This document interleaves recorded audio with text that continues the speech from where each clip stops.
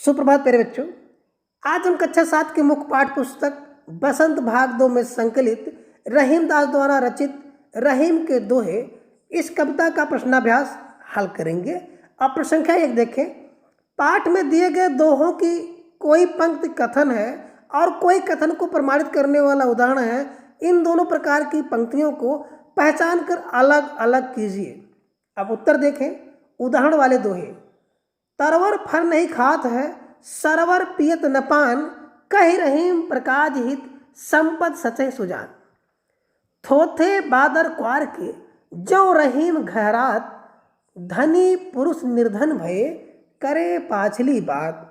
धरती की सी रीति है, सीध धाम को में है, जैसी परे सो सही रहे, त्यों रहीम यह दे है। अब कथन वाले दोहे देखें। जाल परे जल जात बही, तज मीनन को मोह, रहीमन मछली नीर को, तव ना छाड़त छोह। और अगला है। कह रहीम संपत सगे, बनत बहुत बहुरीत, विपत कसौटी जे कसे, तेई साचे मीत। अब प्रश्न संख्या 2 देखें।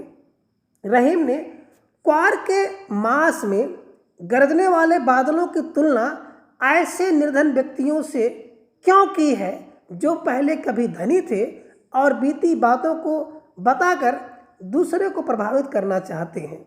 दोहे के आधार पर आप सावन के बरसने और गरजने वाले बादलों के विषय में क्या कहना चाहेंगे?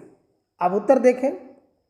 क्वार के मास में गरजने वाले बादल केवल गरज कर रह जाते हैं, बरसते नहीं हैं। ठीक उसी प्रकार जो पहले कभी धनी थे और वे अपनी बीती बातों को बताकर दूसरे को प्रभावित करना चाहते हैं, वे केवल व्यर्थ में बड़बड़ा कर रह जाते हैं। इसलिए कवि ने क्वार के मास में गरजने वाले बादलों की तुलना ऐसे निर्धन व्यक्तियों से की है जो व्यर्थ में संपन्न होने का दिखावा करते हैं, जबकि सावन के बादल गरजने के साथ बरसते भी हैं और लोगों को तृप्त करते हैं। अब प्रश्न संख्या 3 देखें। नीचे दिए गए दोहों में बताई गई सच्चाइयों को यदि हम अपने जीवन में उतार लें तो उनके क्या लाभ होंगे? सोचिए और लिखिए। अब का है। तरवर फर नहीं खात है, सरवर पियह न पान, कह रहीम प्रकाज हित, संपत सचै सुजान। अब इसका उत्तर देखें। इस प्रकार की सच्चाई अपनाने से हमारे मन से लोभ की भावना नष्ट हो जाएगी और हम परोपकार की ओर अग्रसर होंगे और हमारा मनुष्य जीवन सार्थक होगा। अब खा देखें।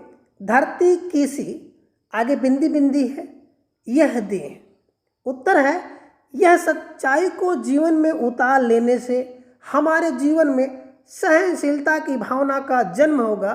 धरती के समान जब हम सुख और दुख दोनों को ही सहजता से लेंगे तभी जीवन यापन सरल हो पाएगा।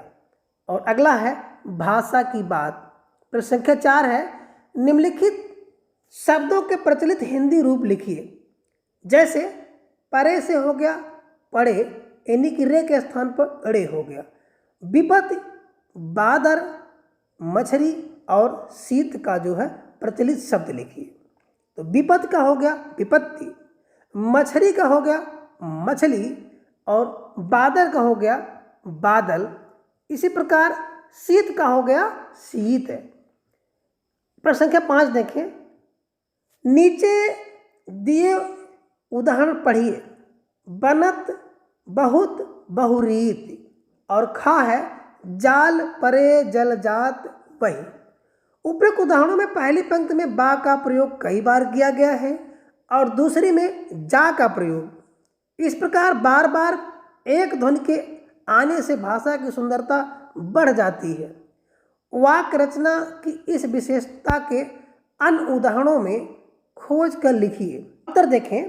पहला है संपत्ति सचै सुजान और दूसरा है काली लहर कल्पना काली, काल कोठरी काली, और तीसरा है चारु चंद्र की चंचल किरणें। तो प्यारे बच्चों, आज की क्लास में बस इतना।